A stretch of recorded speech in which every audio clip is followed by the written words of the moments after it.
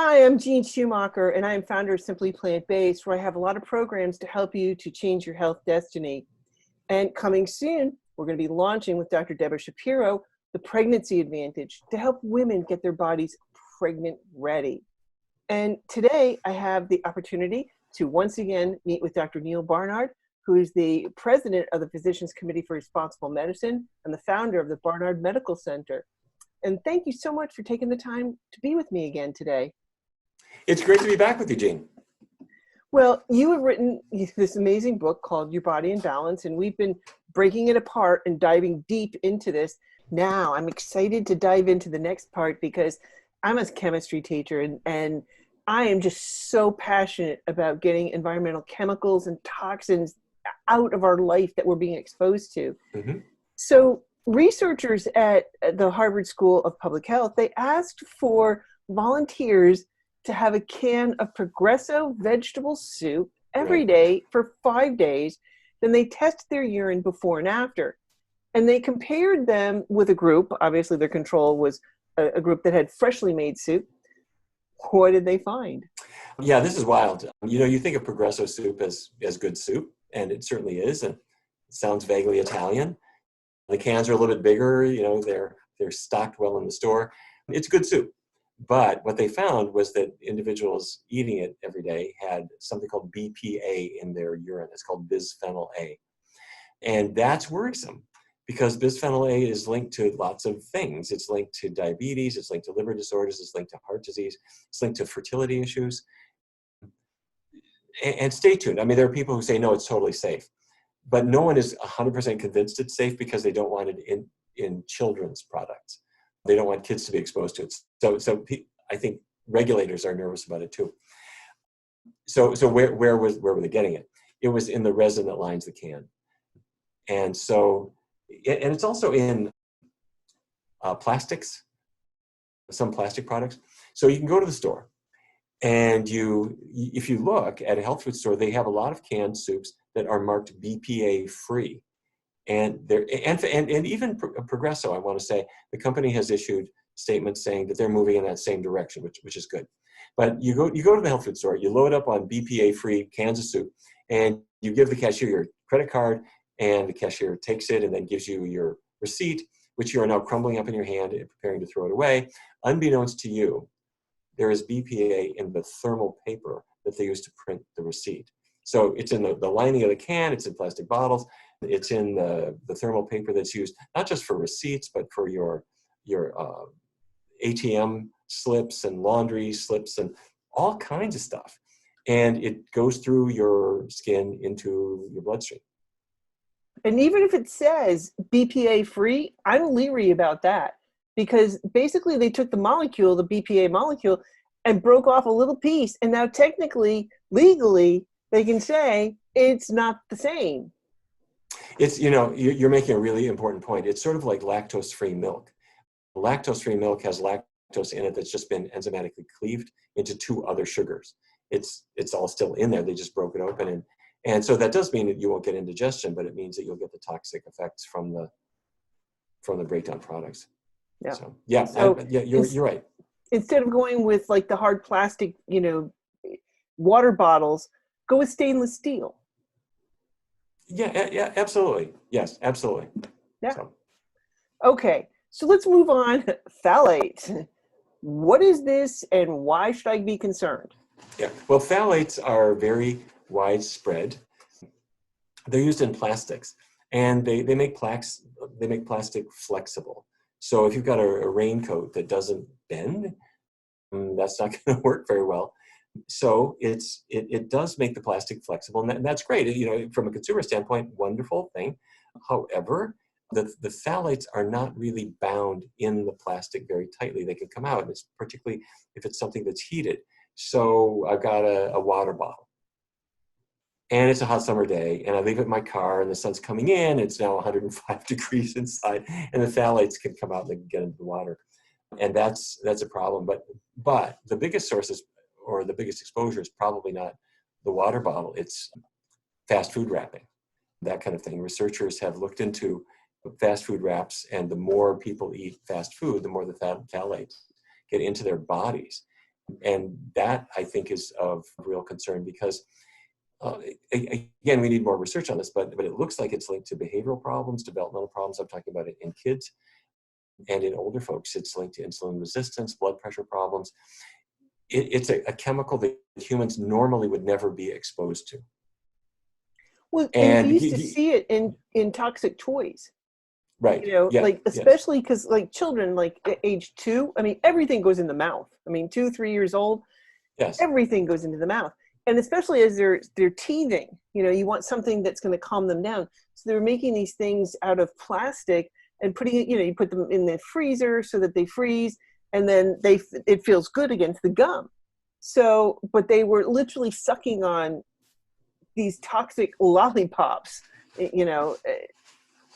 Freeze a carrot. Yes. Let them gnaw on a carrot, you know. But I want to really credit consumer groups that have really railed against these things, and I think effectively so. Yeah. At least as far as protecting kids, I think we need to go further than that, but there has been some progress here, which is good. Yeah. Well, DDT, oh my gosh. I mean, this was released pretty much for commercial use after World War II, but It has been banned since 1972. Why did we do this? Well, DDT is kind of the classic thing. You know, it's an effective pesticide. Been used, you know, people would, back then, they could get DDT and you could powder the dog with it and so forth, exposing your dog, exposing yourself. I've seen a classic picture of them spraying children's head, you know, for lice. It kills them. It kills the lice. The question is, will it kill you as well? It's an endocrine disruptor, meaning it changes hormone function. But worse than that, it bioaccumulates, meaning it will get into your body and it will get into body fat and just sit there. And I'm worried, frankly, I'm worried about anything that's bioaccumulative for several reasons. It means that something that is just a passing trace isn't gone. It's building up and building up and building up and can become much more toxic than an individual trace would be. Secondly, let's say you're exposed to these things when you're 6 and 8 and 12 years old, and they build up in your body, and then let's say you're a nursing woman. So you're now breastfeeding your firstborn child, and the bioaccumulative compounds in your bloodstream, they're in the breast tissue, they go into milk, and you dose your first child with a large amount of your bioaccumulated chemicals. Now, this is not a reason to not breastfeed, but it's every reason to live cleanly before we get to that point. So, well, that's the whole point of our program, the Pregnancy Advantage. We want to get women's body pregnant ready so that we can get those toxins out. Right. So, I mean, we almost wiped out the bald eagle. I mean, single-handedly, you know, almost in one generation, because it had such an impact on the eggs that the shells became so soft that as they sat on the eggs, they couldn't support them. And we almost wiped out the bald eagle in one generation. Right. It's crazy. Yes. Yeah. Exactly. And it's not as if banning these things means that they're gone. Right. They stick around in the environment for a very long period of time, and the effects on animals and the effects on humans can be quite persistent. Well, I know there's a lot of pesticides out there, but there's one big one now that is out there, and glyphosate. Right. What's going on here? Yeah, glyphosate, it's marketed as Roundup, and it's hugely popular, and it's been brilliantly marketed and is widely used. And what it does is it blocks, the idea is to kill weeds, and it blocks the enzymes that the weeds need to grow.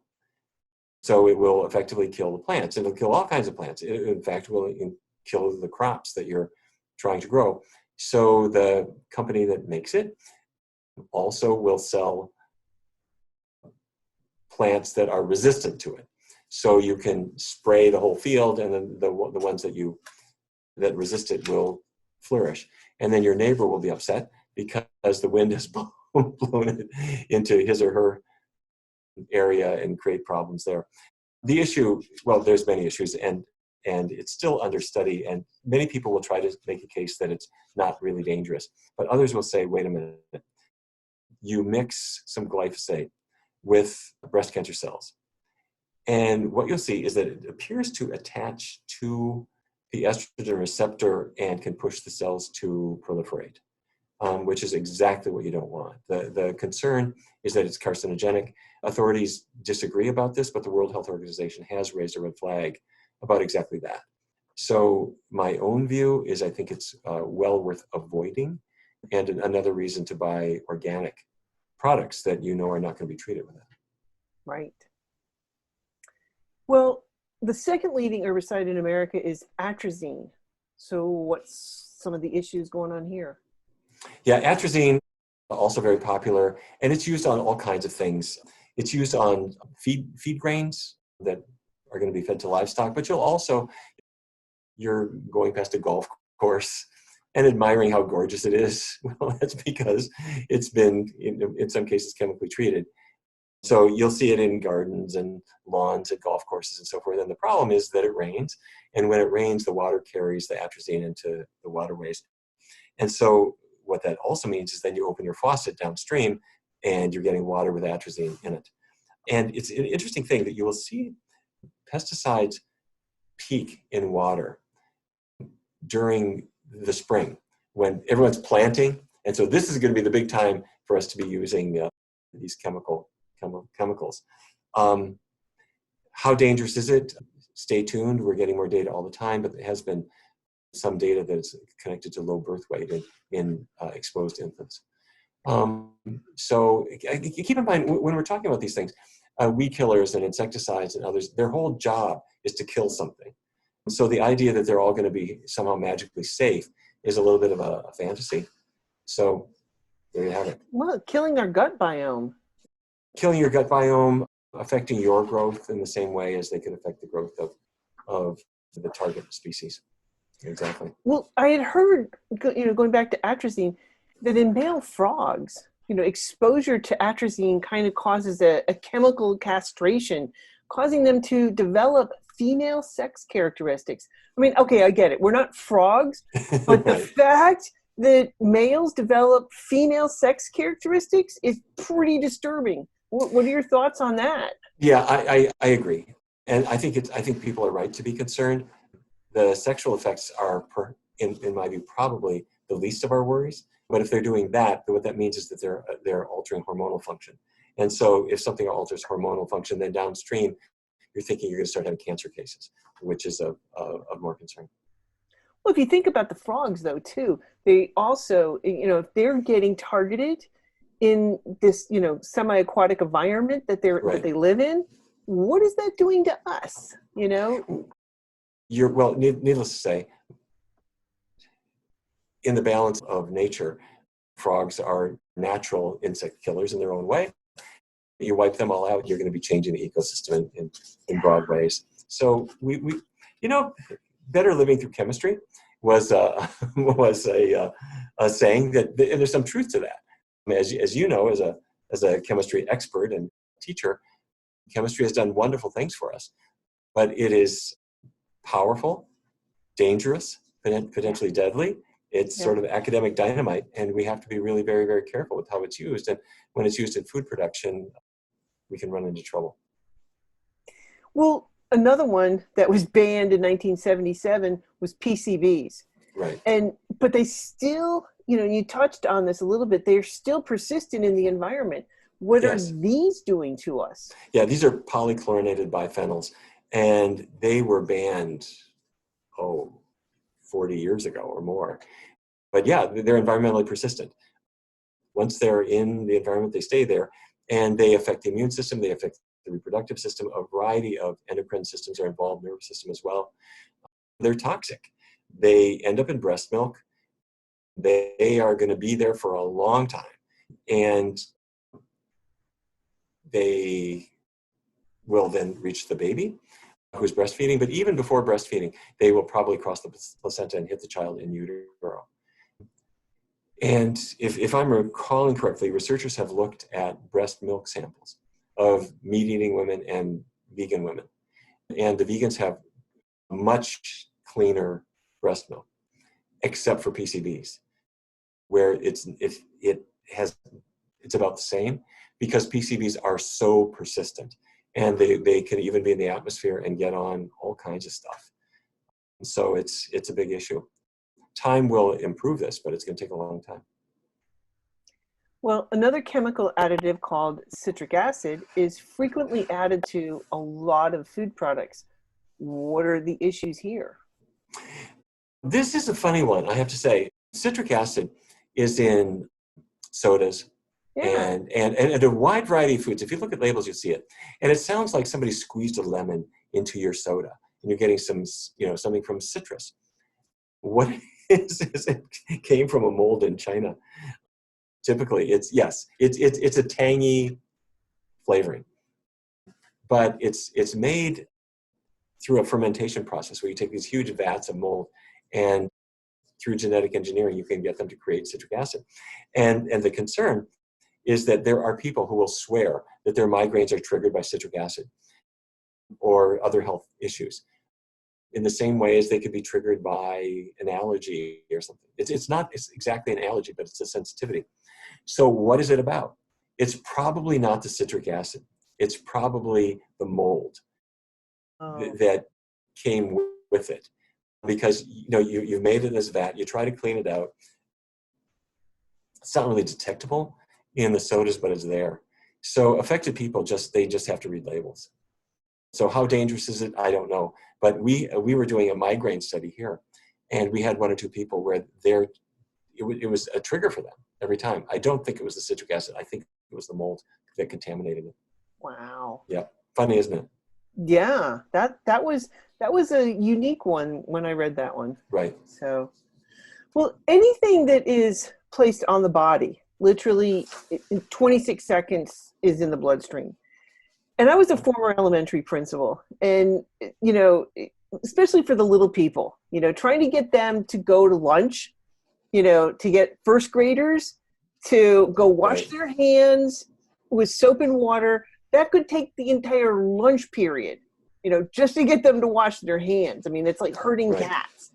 So exactly. The teachers would just line them up and start going down the line and give them, a squirt with antibacterial solution. And I get it. I understand why they were doing that. They wanted them to be sanitary going in to have lunch. They're going to be eating with their hands, and everything goes into their mouth. I mean, without question. But Triclosan, wow, that was one of the major antibacterial agents that was used. And in theory, this was banned, but I'm still seeing it in a lot of products. So what's going on here? It is there. And our concern there is actually related to the thyroid, that it seems to disrupt thyroid function. What you said is exactly right.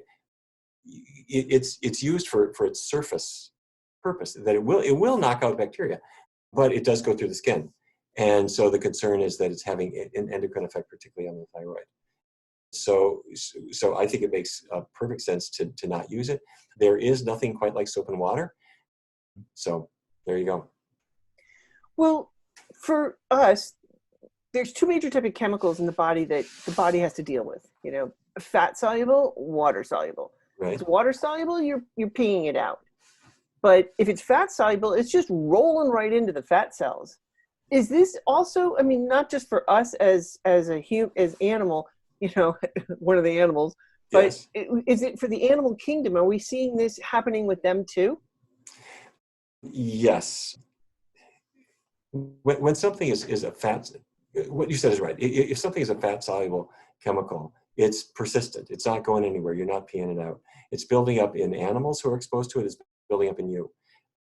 This is a good reason to not eat animal products, because you get whatever they have been storing up. And researchers have looked at human beings. And what they're looking at is specifically this process we call biomagnification, where if you have volunteered to be at the head of the top of the food chain, everything that has been eaten along that chain, you get.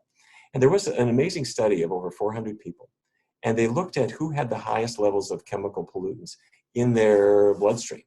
And then they looked at health effects for them. And what they found is that they had the more chemicals you had, the higher your risk of the elements of metabolic syndrome, with the syndrome that's central obesity, diabetes, high blood pressure, and lipid disorders. So what we think, even though these things are predominantly food related, part of the way foods act is that they bring unhelpful chemicals into our bodies. So hormones are routinely used in meat and dairy production. They're implanted as these little small pellets on the back of the ear of the animal in hopes of getting more meat for less feed. Right. Should we be concerned about this? I think we should. First of all, just the animal products themselves, hormone treated or not, are problematic. But you're adding to the problems, I think, by using these hormones. And some of them are names that people will recognize, like estrogens, progesterone, testosterone, but there are also synthetic hormones that are used as well. And part of the reason that we're concerned is that there was a really good study done at Rutgers Cancer Institute, and they looked not at adult men and women, they looked at girls. They're 9 years old, they're 10 years old, and they found that some of these hormones were actually showing up in their bodies. And they then looked at were there health effects. And they found a correlation between the presence of these anabolic hormones used in livestock with suppressed growth in girls. The girls were shorter. They were chemical exposed. So what we're thinking is, yes, these things, the farming community says that by the time it gets to slaughter, there's very little left in there. The fact is that hormones work in very, very small quantities. So I think there's every reason to avoid the use of the chemicals, but the important thing is avoid those products, avoid animal products anyway. It's just another reason to avoid them. Well, I know you shared my story in your book. Yes. And my trip... Thank you for that, by the way. Absolutely. I remember having the conversation with you, yes. At Dr. Otzfeld's conference. Exactly, yes. And my trip, started with a journey to the emergency room. I mean, I had over 105-degree fever. I mean, that's Fahrenheit, not Celsius. Yeah. Somebody commented on that, and I'm like, no, Fahrenheit. Okay. Yes, you weren't boiling. Otherwise, we wouldn't you be having weren't this vaporized. conversation. Yeah, I'd be vaporized. Anyway, the doctor who treated me was not only a medical doctor, but she was a nutritionist as well. And as you and I both know, that's a pretty darn rare combination. And when I got out, I went to see her as, a nutritionist. And she started me on, Prevent and Reverse Heart Disease by Dr. Paul Esselstyn. Right. And I noticed that as I started to lose weight, my thyroid started to go wonky. Right.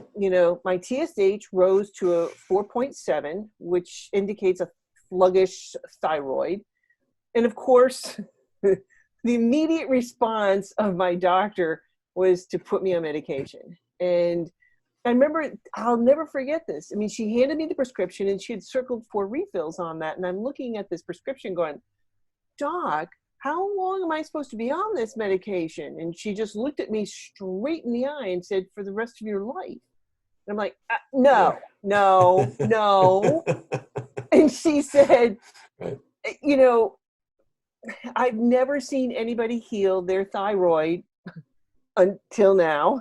So anyway, but as I lost weight, I had chronic health issues, that I had been dealing with had disappeared, from infections. Oh my God. I had UTIs, almost monthly. They were bad. Once a month, and I'd be put on antibiotics. Oh yeah. And then migraines, but those all disappeared. All those things. I found myself I was healthier. I wasn't getting sick like I used to, but also that my TSH came down and normalized, and I'm no longer, on medications. So what do you think happened in my case? Well, here's what I'm going to suspect. So you're following a healthier diet, and initially you're getting sicker, where your thyroid is misbehaving, and then as time goes on, it comes back to life. So what's that about? We were talking earlier about bioaccumulation of chemicals. So whatever chemicals you were exposed to in food, in the air. If they're fat soluble, they're in your body fat. And That now you're losing. 57 Chevy license plate, that came out, baby.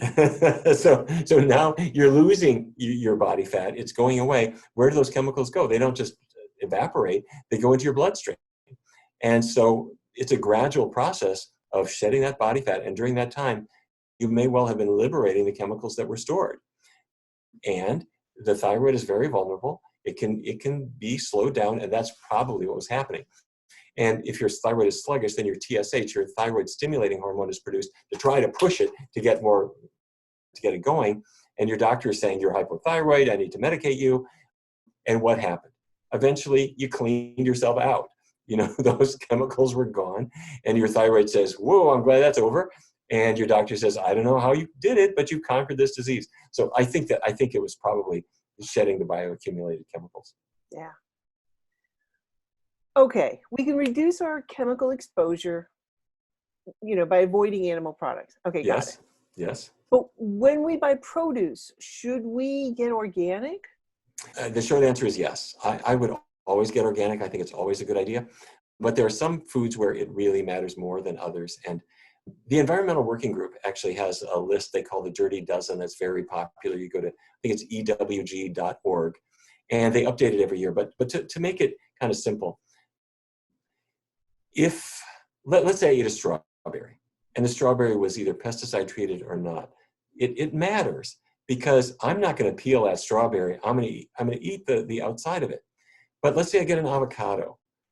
If it was pesticide treated, I'm not eating the outside of that avocado. I'm going to remove the peel and throw it away. So one rule of thumb is that if you eat the whole thing, if you eat the peel, then organic is often a good choice. The other thing is that things that are really fragile, you can imagine a leaf of spinach out in the field and the insects can just tear it up easily. It's a fair bet that the farmers are saying, I'm going to kill the insects, and they're likely to use more pesticides. So those rules of thumb, you can decide, maybe it doesn't matter so much with an avocado, but it really matters with strawberries. And there are many other foods like that. But for my money, I think that what you put in your body is the most important thing. And if you have to pay a little extra to have it be clean, it's good to do. Well, some people say it's too expensive, but hello, you're not eating meats. You're not eating processed foods. You're not eating dairy products. Those are some of the most expensive things in the grocery store. Yes, and also, here's the food with chemicals in it. Here's food that doesn't have chemicals in it. My feeling is, whatever they're going to charge you, that's just the way it is. Now, that said, let's say you're somewhere and there just isn't anything organic to eat, or you're at a restaurant and you just don't know. You're always better off eating vegetables and fruits and whole grains and beans, whether they're organic or not, compared with eating cheese, meat, fish, whatever, because those animals have been consuming heaven knows what. And it's always cleaner to eat your vegetables and fruits.